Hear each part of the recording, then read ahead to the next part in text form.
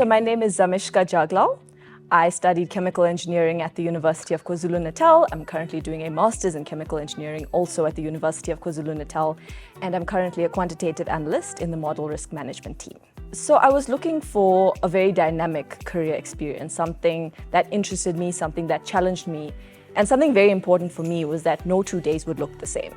So that's why I picked my current career or this field that I'm in now, because it's something that truly challenges me where I am. So then also in my master's project, I had started working with machine learning and AI, data processing and things like that. And that's what kind of brought me to this field in particular, because in the streamlined engineering field, it is quite difficult to bring in new strategies and have it be a little bit more dynamic. Because obviously for all the interview questions that I was getting, it's like, you're a chemical engineer. Why are you applying here? And then when I brought up what I was learning in my master's and the applicability, it's like, okay, we can see why you're interested in this field. It's like, as long as you have that ability to be able to think your way around a situation, that will help you in any field that you're in. And I find I rely on my problem-solving skills a lot in my current role as well. With my team specifically, we have projects that originate from our team, but because we're also a central risk function, we get projects from across the bank as well. So a normal day would look like working on the business as usual tasks from the model risk management team, but then also some projects that I'm working on from other people that come to our team. It's like, this is a problem that we need you to solve. The highlights of my role are what I mentioned now about being able to engage with so many different people across the bank. So in my team, we work with the people in our team, but we also work very closely with other people in our cluster.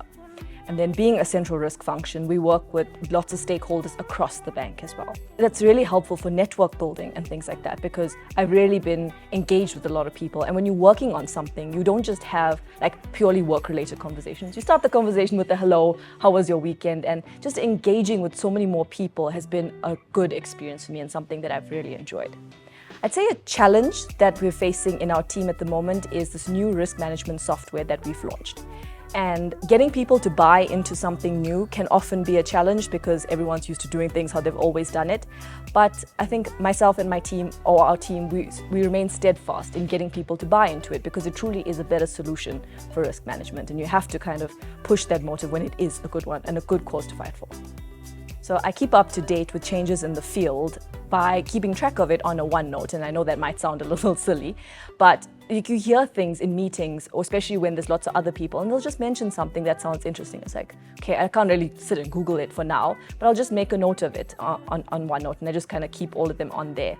And I'm in a lot of knowledge sharing sessions, so you hear a lot of really interesting topics, things that are new, things that are upcoming. And then when I have some time, when I have some downtime, or when I want to break up my work with some productive unproductivity, then I'll go in and I'll start researching some of the things that I found. And to give you some examples, one of my colleagues recently shared quite a bit of good feedback on business writing and how you should write reports in Nedbank. So that's just an example of something that I made note of. Quants have long broken the mold of being quiet and introverted. It's I see people that are so capable, they can do the work, they can report on it, and then they present on it in these huge seminars. And it's wow, it's really nice when you can see somebody that starts the work and then takes it all the way to the end. So that was something that was really surprising for me. The skill that I've learned at university that I've found myself applying day in and day out in my current role is the ability to problem solve. If you're able to look at a problem, because we're all faced with problems all the time, new projects and things like that, when you're able to break it down and actually look at how you want to go about solving it, that's about 40% of the problem when you know how to approach it.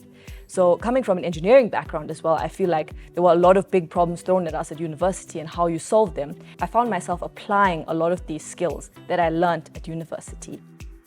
My advice to females that are considering the STEM field or the quant field as a whole is do it. There's really no downside to choosing this career. If you're feeling that, you know what, you shouldn't be here, don't feel that way. I personally chose my team because the head of our team is a very strong female. So for me, I had that role model, and I've seen so many role models across the bank as well. So if you think, you know what, you're going to be marginalized, if you think it's going to be a scary environment, really don't think that way. There's so many strong females in this field that I really look up to. How I cut off from work and find enjoyment is planning holidays.